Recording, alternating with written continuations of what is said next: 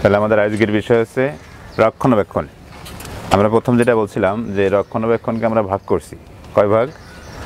প্রতিদিনের, প্রতি সপ্তাহের এবং প্রতি মাসের। তাহলে আমরা প্রথম যেটা আসছিলাম সেটা হচ্ছে প্রতিদিনের কাজকে আবার কয় ভাগে ভাগ করছিলাম? 3 ভাগে। স্টার্ট করার আগে, স্টার্ট করার পরে এবং স্টার্ট করার রাস্তায় চলন্ত অবস্থায়। আমরা প্রথম যেটা আসছি সেটা হচ্ছে স্টার্ট করার আগে যেটা করতে হবে আমার। আগে প্রথম যেটা আসছে সেটা হচ্ছে চারপাশে একটা রাউন্ড দিলাম। আমরা রাউন্ডের মধ্যে কি কি দেখে নিলাম?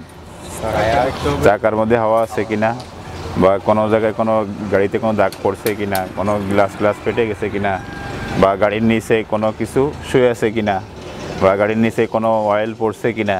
হ্যাঁ, তাহলে প্রথম কাজ গেল এটা। এবং স্পেস চাকা যেটা থাকবে এটাও চেক করে নিতে হবে।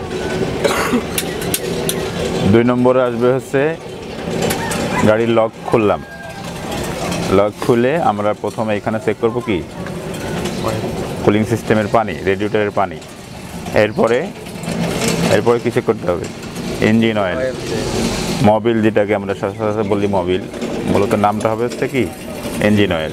তাহলে কয়টা হলো কাজ? একটা হচ্ছে রাউন্ড দেওয়া, চারিদিকে চাকা দেখা। 2 নম্বর রেডিয়েটরের পানি দেখা। 3 নম্বর ইঞ্জিন অয়েল। 4 নম্বর ব্রেক অয়েল। ব্রেক অয়েলও চেক করতে হবে প্রতিদিন। তাহলে এই 4টে জিনিস আমার স্টার্ট করার আগে বাইরের কাজ। বাইরে যখন আমরা থাকবো, এখনও কিন্তু আমরা গাড়িতে উঠি নাই, গাড়িতে উঠার আগেই আমরা এই 4টে জিনিস অবশ্যই চেক করে নিতে হবে। এই 4টে জিনিস হচ্ছে আমার সারাদিনের চলার নিরাপত্তা দিবে। রাস্তায় চলতে গেলে আমি এই গাড়িকে নিরাপত্তা দিতে পারবো না, গাড়ি আমাকে নিরাপত্তা দিবে। কারণ যদি গাড়ির ব্রেকে পাড়া দেই, ব্রেক যদি না হয়, আমার কোনো ক্ষমতা নেই এই গাড়িটাকে নিরাপদ করা। গাড়ির নিরাপত্তা দিচ্ছে কে? গাড়ির সিস্টেমগুলো। এখন যদি সিস্টেমগুলো অকার্যকর অবস্থায় আমি রানিং শুরু করে দিই চালানো, তাহলে কী হবে? রাস্তায় যে এই সিস্টেমগুলো কাজ না করলে আমার দুর্ঘটনা ঘটার সম্ভাবনা বেড়ে গেল। এই জন্য আমরা এই জিনিসগুলো শুধুমাত্র দেখবো কি জন্য? আমার নিজের সেফটি, আমার গাড়ির সেফটি, পথচারীর সেফটি, যাত্রীর সেফটি, সব কিছু সেফটি নির্ভর করতেছে আমার উপরে। হ্যাঁ, আমার রক্ষণাবেক্ষণের উপরে, এই আমার গাড়ির উপরে। এখন যদি আমি এই সামান্য সময়, আমরা যেটা বললাম যে একটা রাউন্ড দিব, এই রেডিয়েটরের পানি দেখবো, ইঞ্জিন অয়েল দেখবো, ব্রেক অয়েল দেখবো, এটা কি খুব বেশি সময়ের কাজ? সর্বোচ্চ লাগলে 2 মিনিট। আমি গাড়িটা বাইর করার আগে 5 মিনিট আগে আমি গাড়ির কাছে গেলাম। 5 মিনিট যথেষ্ট আমার জন্য। 5 মিনিট আগে যে রক্ষণাবেক্ষণ করে এরপরে আমি উঠলাম ভিতরে। গাড়িতে যখন উঠে গেলাম তখন আমার কি কি কাজ থাকবে? গাড়ির ভিতরে উঠে প্রথম কাজ থাকবে সিট অ্যাডজাস্ট করে নেওয়া। চালকের সিট মিলাইতে হবে কিসের সাথে?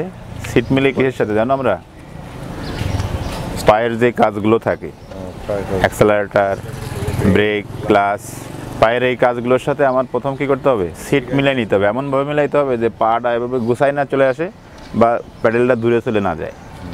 ঠিক আছে? মিলাইতে হবে কীভাবে? পাটা একভাবে গুছাও দেওয়া যাবে না ব্রেকে পাড়া, বা একবার পাইতেছি না আমি ক্লাচ ব্রেক, এমন দূরেও দেওয়া যাবে না। তাহলে মিলে নিলাম। প্রথম কাজ থাকলো কি? সিট অ্যাডজাস্ট করা। 2 নম্বর কাজ হচ্ছে লুকিং গ্লাস। লুকিং গ্লাস কী করতে হবে? অ্যাডজাস্ট করতে হবে। কয়টা অ্যাডজাস্ট করতে হবে? লুকিং গ্লাস কয়টা? 3টা। ডাইনে বামে পিছনে 3টা লুকিং গ্লাস। 3টি লুকিং গ্লাস এমনভাবে অ্যাডজাস্ট করতে হবে যাতে আমি চালকের আসনে বসে আমার মাথা উঁচু নিচে কাইত করা না লাগে।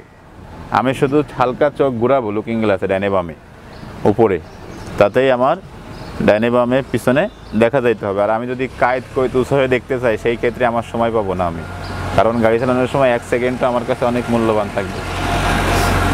তাহলে আমরা এখানে যে বিষয়গুলো দেখলাম, ভিতরে 1 নম্বর কাজ ছিল চালকের আসন মিলাই নেওয়া। 2 নম্বর কাজ লুকিং গ্লাস মিলাই নেওয়া।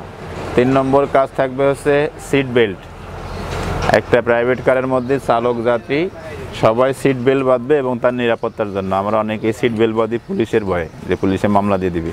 পুলিশে মামলা দিচ্ছে কেন? আমার সেফটি আমি নিজেই নষ্ট করছি, যার কারণে পুলিশ মামলা দিয়ে আমাকে শিক্ষা দিচ্ছে যে যাতে তুমি পরবর্তীতে এই ভুলটা না করো। তাহলে নিয়ম হচ্ছে আমার নিজের নিরাপত্তার জন্য। আমি যখন নিজের নিরাপত্তার চিন্তা করব, তখন কিন্তু অন্য নিরাপত্তার বিষয়গুলো আমার কাছে ক্লিয়ার হবে।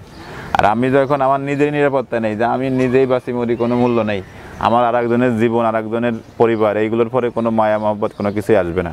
তাহলে আমার আগে চেষ্টা করতে হবে কিসের?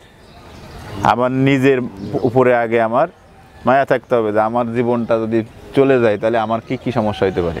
তখনই আমাদের এই জিনিসগুলোর পরে একটা আকর্ষণ চলে আসবে, যেহেতু এখানে আমার পরিবার আছে, আমার বাচ্চা আছে, আমার ছেলে মেয়ে, আমার মা বাবা ভাই বোন আছে, অনেকগুলো বিষয় এখানে জড়িত। তো আমি যখন ওটা চিন্তা করবো তখন আর একজনের কথাও এরকম মাথায় আনতে হবে যে তারও যদি এরকম একটা ক্ষতি হয়ে যায় তাহলে তারও এরকম অনেকেই আছে। এর জন্য আমরা কি করব, নিরাপত্তা এগুলো সবসময় চেষ্টা করতে হবে। নিজের নিরাপত্তার জন্য আমি এটা করতেছি, তাহলে এটা সহজ হবে, করার জন্য আমার আর কষ্ট হবে না। আর যদি দূরে প্রতিদিন এটা কে করে, প্রতিদিন গাড়ি বাইর করতেছি, প্রতিদিন এটা দেখো এটা দেখো, এইগুলো মূলত যারা বলতেছে তারাই রাস্তার মধ্যে প্রতিনিয়ত কি করছে, অ্যাক্সিডেন্ট করতেছে, দুর্ঘটনার শিকার হচ্ছে, নিজেও ক্ষতিগ্রস্ত হচ্ছে, আর একজনকেও সে ক্ষতিগ্রস্ত করে দিতেছে। এর জন্য প্রথম কাজ ছিল সিট মিলানো, 2 নম্বর কাজ ছিল লুকিং গ্লাস মিলানো, 3 নম্বর কাজ চালক যাত্রী উভয় কি করবে, অবশ্যই সিট বেল্ট বাঁধতে হবে। 4 নম্বর কাজ থাকবে গিয়ার, গিয়ার যদি ম্যানুয়াল হয় তাহলে নিউট্রাল থাকবে, আর অটো হইলে পার্কিংয়ে, ম্যানুয়াল হইলে নিউট্রালে, অটো হইলে পার্কিংয়ে। এবার আমরা গাড়ি কি করব, স্টার্ট করার জন্য প্রস্তুত হইলো। তাহলে বাইরে কাজ করছি কয়টা, 4টা, ভিতরে কাজ করছি কয়টা, 4টা। সময় লাগবে সর্বোচ্চ 5 মিনিট।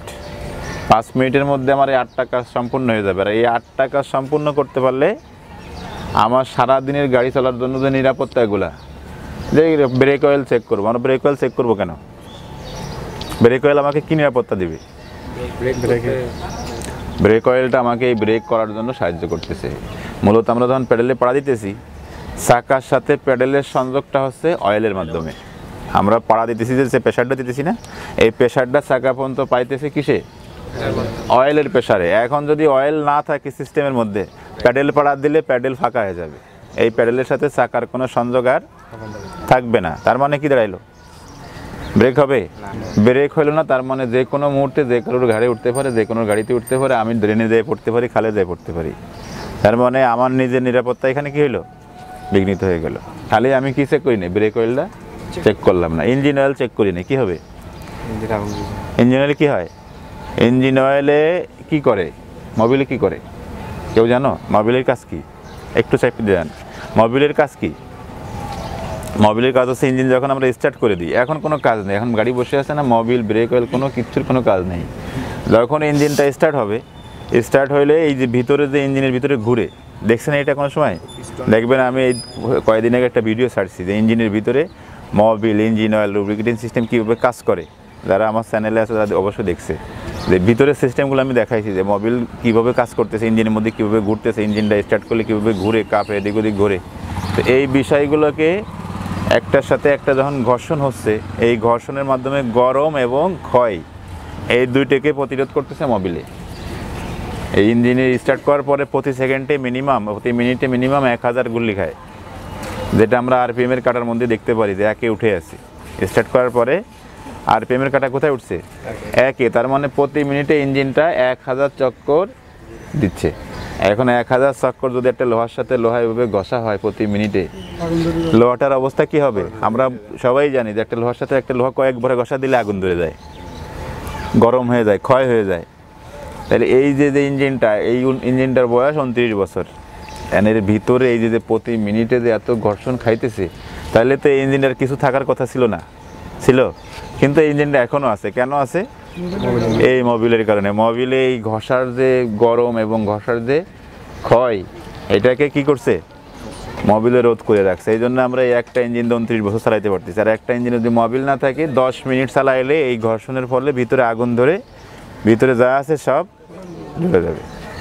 তার মানে মোবিলটা আমরা দেখছি কেন, আমার ইঞ্জিনের সুরক্ষার জন্য। আমার এই একটা ইঞ্জিন প্রতিদিন তো চালাইতে পারবো না, এই প্রতিদিন তো পাল্টাইতে পারবো না, আজকে চালাই আসলাম, এটা ফেলাই দিয়ে আর একটা ইঞ্জিন লাগাই দিলাম, এভাবে তো একটা গাড়ি চালানো যাবে না। তাহলে একটা আমার চেষ্টা করতে হবে, একটা ইঞ্জিনে আমি দীর্ঘমেয়াদী 10-12 বছর, 20 বছর কাটাই দেবো আমি এক ইঞ্জিনে। তাইলে আমার ওইটা অবশ্যই জানতে হবে যে ইঞ্জিনের সুরক্ষা কী আছে। এরপরে আমরা আছে রেডিয়েটরের পানি। পানি কেন চেক করবো, পানি আমাকে কীভাবে সহযোগিতা করতেছে, সাহায্য করতেছে, বা আমার এখানে নিরাপত্তা পানিতে কী দিচ্ছে। পানির কাজ কি, পানির কাজ হচ্ছে ইঞ্জিনের তাপমাত্রাটাকে নিয়ন্ত্রণ করে। পানিতে ইঞ্জিনের তাপমাত্রা নিয়ন্ত্রণ বলতে হবে, ঠান্ডা করলে বলতে ঠান্ডা করলেও প্রথমেই ঠান্ডা করা শুরু করতো, ও কিন্তু পানি প্রথম ঠান্ডা করা শুরু করে না। পানি ঠান্ডা করা শুরু করে না, কি করে, পানিটা যখন তাপমাত্রা 80-র উপরে ওঠে ইঞ্জিনের, তখন পানিটা মূলত সার্কেলিং শুরু হয়, কাজ করা শুরু করে। তার মানে কি দাঁড়াইলো, ও প্রথম থেকেই ঠান্ডা করতেছে না, করতেছে কখন, যখন ইঞ্জিন বেশি গরম হইতে চাইতেছে তখনই ও কী করতেছে, এই ঘোরার মাধ্যমে রেডিয়েটর থেকে ইঞ্জিন এভাবে ঘুরে তখন সার্কেলিং শুরু হয়। সার্কেলিং যখন শুরু হইলো তখন কি হচ্ছে, এই ইঞ্জিনটাকে তাপমাত্রা নিয়ন্ত্রণ করে রাখতে, যাতে ও বেশি তাপমাত্রা না হয়। যেরকম আমাদের স্বাভাবিক তাপমাত্রা কত, 98 পর্যন্ত আমরা কি ধরি, স্বাভাবিক ধরি। ইঞ্জিন হচ্ছে 90 পর্যন্ত তাপমাত্রা, 90 ডিগ্রি পর্যন্ত যদি থাকে তাহলে ইঞ্জিনটা একবার স্টার্ট করছি 10 দিন একটানা চললেও কোনো ক্ষতি নেই। যখনই 90-এর উপরে উঠবে, 100, 110, 20 উঠে যাবে, তখন এই ইঞ্জিনটার মধ্যে যতগুলো জয়েন্ট আছে, জয়েন্টে সিল আছে, গ্যাসকিট আছে, এই জিনিসগুলো আস্তে আস্তে, এগুলো টেম্পার দেওয়া আছে 90 বা 100 বা 95। এখন এই টেম্পারগুলো কি হয়েছে, আমার অতিরিক্ত হিটের কারণে ওই টেম্পার থেকে উপরে উঠে গেছে। তখন কি হবে, সিল, গ্যাসকিট এইগুলো আস্তে আস্তে কার্যকারিতা নষ্ট হয়ে যাবে। যার ফলে কি হচ্ছে, এই যে জয়েন্টগুলো করা আছে, এই জয়েন্টগুলো আর কার্যকারী থাকবে না, মোবিল বাইরে পড়া শুরু করবে। এই কম্প্রেসার যেটা শক্তি ইঞ্জিনের, এই শক্তি আস্তে আস্তে লিক করা শুরু করবে। এই পানি এবং মোবিল এই দুটোটা সার্কেলিং হয় ইঞ্জিনের মধ্যে, ঘুরে স্টার্ট করার পরে পানি এবং মোবিল ইঞ্জিনের মধ্যে কি হয়, ঘুরতে থাকে। এর জন্য চ্যানেল আছে, ঘুরতে গেলে তো অবশ্যই চ্যানেল লাগবে, ছিদ্র লাগবে। ওই ছিদ্রগুলো দেখা যাবে যে মোবিলের ছিদ্র আর এই পানির ছিদ্র মিশে যাবে। কারণ কি, এই অতিরিক্ত গরমের কারণে সিলগুলো লিক করছে, এখন মোবিল আর পানি মিক্সড হয়ে যাবে। যখনই মোবিলের মধ্যে পানি ঢুকে যাবে, মোবিলের কাজ তার পানিতে করতে পারবে না, তখন এই মোবিল না থাকলে যে সমস্যাগুলো তৈরি হয়েছিল আস্তে আস্তে এই গরমের থেকে চলে গেলে কোথায়, ওই মোবিলের সমস্যায় চলে যাবে। তার মানে যদি আমি পানি চেক না করি, পানি যদি না থাকে, তখন আমার এই ইঞ্জিনটা সিজ করবে বা যে কোনো মুহূর্তে এটা বাতিল হয়ে যাবে, এটার কোনো কাজেই আসবে না। তাহলে আমরা এই পানিটাও দেখতেছি কী জন্য, ইঞ্জিনের সুরক্ষার জন্য। মোবিলটা দেখলাম ইঞ্জিনের সুরক্ষার জন্য। এখানে কুলিং সিস্টেম দুই প্রকার, একটা হচ্ছে লিকুইড কুলিং, পানির মাধ্যমে ঠান্ডা করে, এই তাপমাত্রা নিয়ন্ত্রণ রাখে, আর একটা হচ্ছে এয়ার কুলিং, বাতাসের মাধ্যমে। এখানে একটা ফ্যান লাগানো আছে, একবার এই রেডিয়েটরের সাথে একটা ফ্যান লাগানো আছে, এই ফ্যানটাকে বলা হয় কুলিং ফ্যান। আর এখানে যেটা পানি দিই আমরা রেডিয়েটরে, এটাকে বলে কুলেন্ট। তাহলে কুলিং ফ্যান আর কুলেন্ট এই দুটির কাজ হচ্ছে ইঞ্জিনের তাপমাত্রাকে নিয়ন্ত্রণ করা। তাহলে আমরা এই জিনিসগুলো অবশ্যই কী করতে হবে, জানতে হবে। আমি যদি না জেনে এটাকে বের করে নিয়ে যাই, পানি নেই রাস্তায়, আমি বেশিক্ষণ চালানো যাবে না এই গাড়িটা। আধা ঘন্টা 20 মিনিটের মধ্যেই এই ইঞ্জিনটা পুরো